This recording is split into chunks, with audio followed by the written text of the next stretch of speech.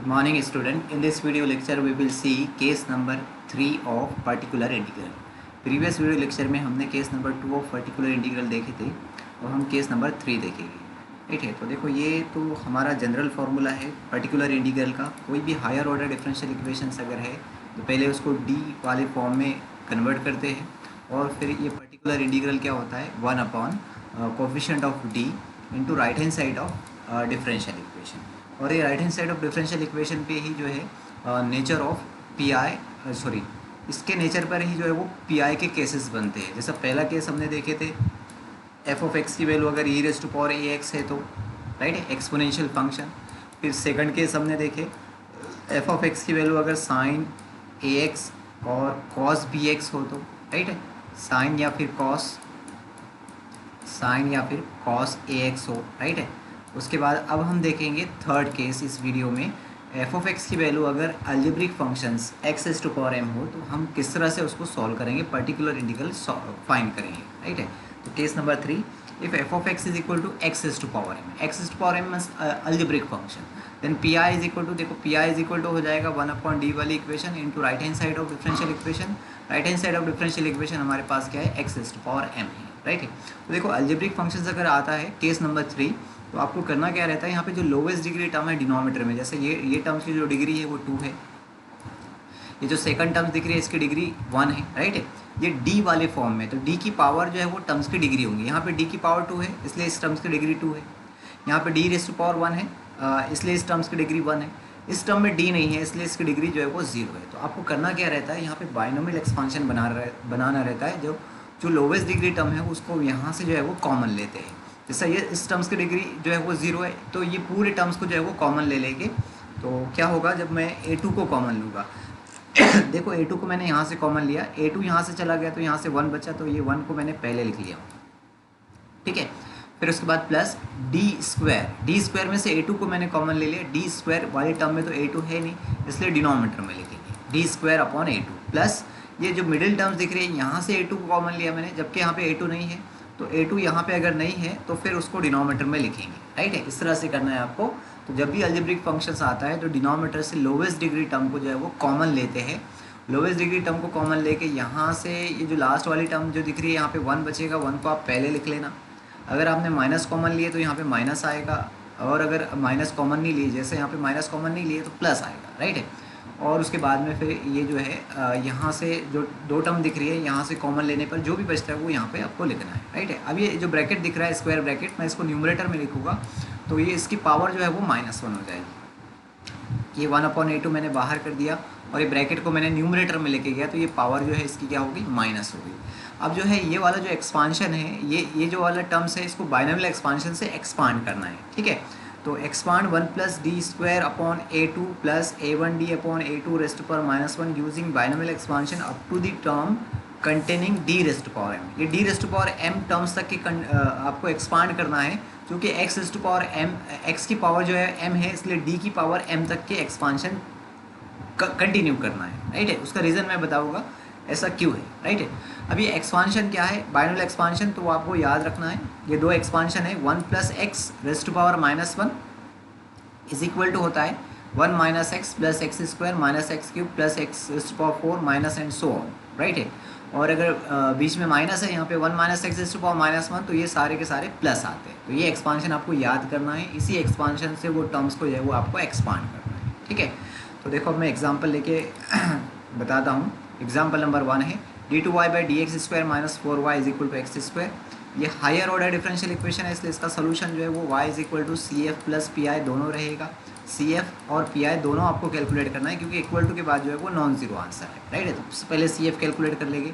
C F तो अब याद ही हो गया होगा आपको डी वाले फॉर्म में लेके गए डी स्क्वायर -4 y दोनों जगह से कॉमन लिए और y के कोफिशिएंट में d की जगह m रखे और इक्वल टू 0 करें. ये ऑक्सिलरी इक्वेशंस हो गई. फैक्टर करेंगे क्वाड्रेटिक इक्वेशन है फैक्टर करें तो इसके फैक्टर आ गए 2 - 2 राइट है. 2 - 2 फैक्टर कैसे रियल एंड डिफरेंट है राइट है. तो रियल एंड डिफरेंट देयर वो सी एफ क्या हो जाएगा c1 a raise to power 2x plus c2 a raise to power -2x. यहाँ पे 2 और यहाँ पे -2 रखना है. स्ट्रक्चर तो आपको याद करना है राइट है. सी एफ के कितने केसेस है 4 केसेस है real and different real and same imaginary and different imaginary and same right है. जिसमें से फोर्थ केस तो बहुत रेयर आता है। स्टार्टिंग के अगर 3 केस भी अपने सी एफ के याद करें तो भी सफिशिएंट है। ठीक है, अब पी आई कैलकुलेट करना है तो P I is equal to क्या होगा 1/d वाली equation into right hand side. Right hand side of differential equation क्या है, एक्स स्क्वायर है। तो अलजेब्रिक टर्म्स है केस नंबर 3।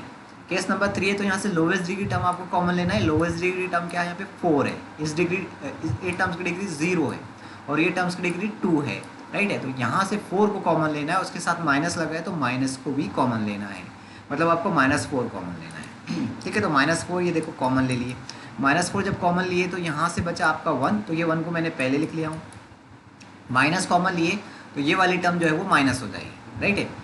-4 को कॉमन लिए तो ये प्लस हो गया, +1 को पहले लिख दिया और ये माइनस हो जाएगी इसलिए माइनस। और डी स्क्वायर में से 4 को कॉमन लिए, डी स्क्वायर वाली टर्म में 4 है नहीं इसलिए डिनोमिनेटर में लिखेंगे। ठीक है, अब मैं जो है ये ब्रैकेट को न्यूमरेटर में लेके जाऊँगा तो इसकी पावर हो जाएगी -1, राइट है।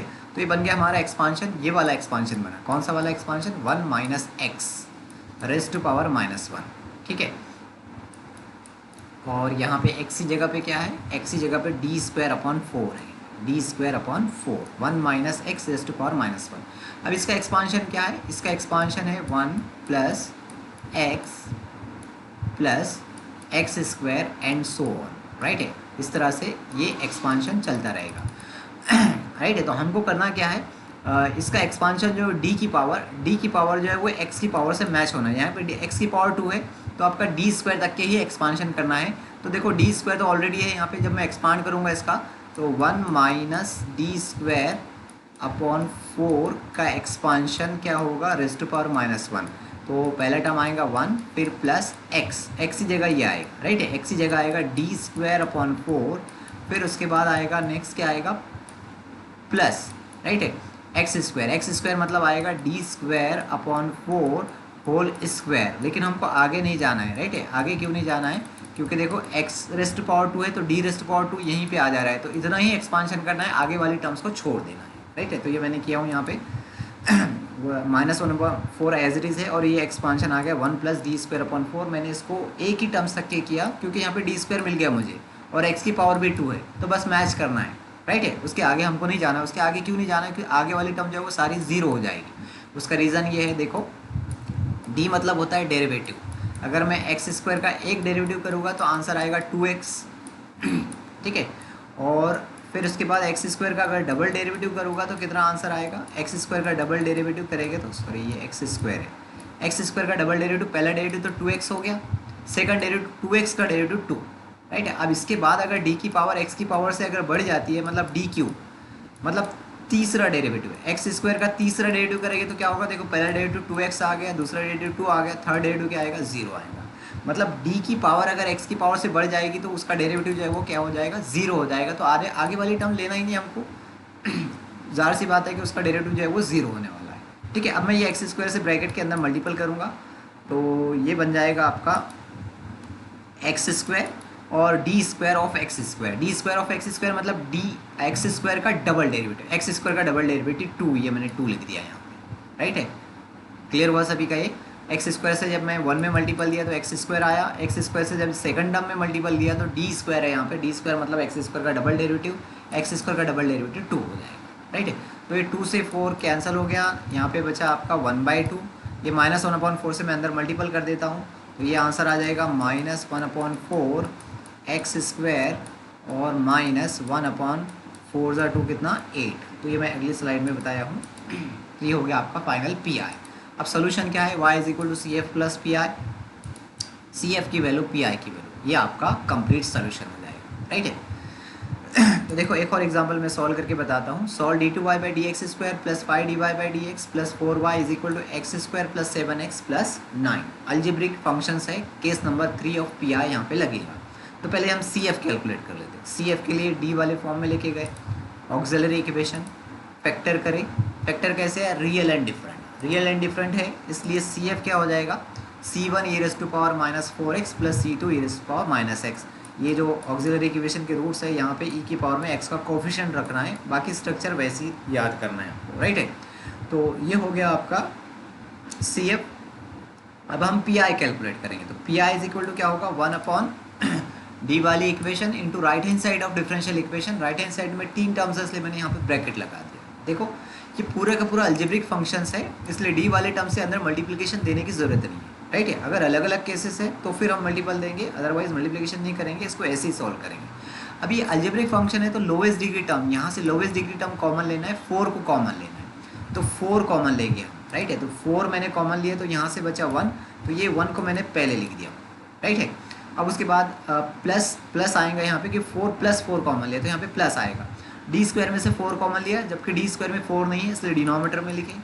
उसके बाद 5d में से 4 कॉमन लिया, 5d में भी 4 नहीं है इसलिए डिनोमीटर में लिखें, राइट है। तो 4 कॉमन आ गया। अभी ब्रैकेट को न्यूमरेटर में लेके जाएगा, तो ये न्यूमरेटर में लेके जाएगी तो इसकी पावर हो जाएगी -1, राइट है। अभी बन गया आपका बाइनोमियल एक्सपांशन, ये वाला एक्सपांशन बना यहाँ पे 1 + x वाला, राइट है। 1 + x रेज़ टू पावर -1 क्या होता है इसका एक्सपांशन, 1 - x + x² -x³ और उसके बाद प्लस एंड सो, राइट है। तो x की जगह पे यहाँ पे ये पूरा का पूरा जो ओपन ब्रैकेट दिख रहा है ये पूरा का पूरा है, राइट है। और हमारा एक्सपांशन कहाँ तक चलना है, x की मैक्सिमम पावर 2 है तो ये x² तक के मतलब 3 टर्म्स तक के एक्सपांशन हमारे को कर रहा है, राइट है। तो देखो ये आ गया 1 - x, ये पूरा x, राइट है, प्लस ये x², राइट है। इसके आगे नहीं जाना है हमको क्योंकि मैक्सिमम पावर ऑफ x जो है वो x² है।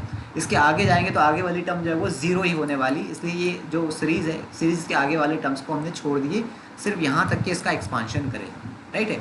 अब एक चीज़ और ध्यान रखना, देखो यहाँ पे d² / 4 + 5d/4 का होल स्क्वायर है, तो ये पहली वाला टर्म्स का अगर हम स्क्वायर करेंगे d² का स्क्वायर d⁴, तो ये वाली टर्म में भी जो है d की पावर x की पावर से बढ़ जा रही है, तो सीधे यहाँ से स्किप कर देना है इसको, राइट है। होल स्क्वायर है तो d² का स्क्वायर d⁴ हो जाएगा, x की पावर से बढ़ जाएगा तो वो 0 हो जाएगा, तो ये वाले टर्म को हम ऐसे ही स्किप करेंगे क्योंकि इसके अंदर d की पावर जो है वो बड़ी है x की पावर से। तो देखो मैंने यहाँ से ये टर्म्स को सीधे स्किप कर दिया, तो क्या बचा यहाँ से 5d/4 whole square, 5d/4 whole square कितना हो जाएगा, और ये माइनस साइन को इसके अंदर इंटर कर दिए तो ये दोनों के दोनों माइनस हो गया।